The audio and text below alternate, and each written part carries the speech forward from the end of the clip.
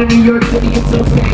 Spread the peanut butter, take your back home. Stick to their numbers under the shifters in the vault. Get a bottle for memories from the library. Did they teach you French in New York? Did you learn to shake your face close with dial soap and a steak knife? Had a slickly wipe a sweaty palm on your pants slap before shaking hands firm with the shakiest show promoters.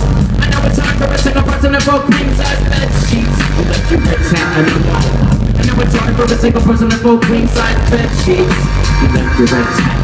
She wanted to have it cast in bronze to be put on display next to your baby shoes and first buck on the TV in the den. I knew you'd be back to eat a bowl of peanut butter bumpers, to jerk off to the lingerie ads in the Dixie Benny catalog. I knew you'd be back, I knew you'd come back. You go back to school, working a job in the downtown library, the health food store, then apartments for Ray Ritchie to work at the cigar kiosk at Kenwood Mall. I was full.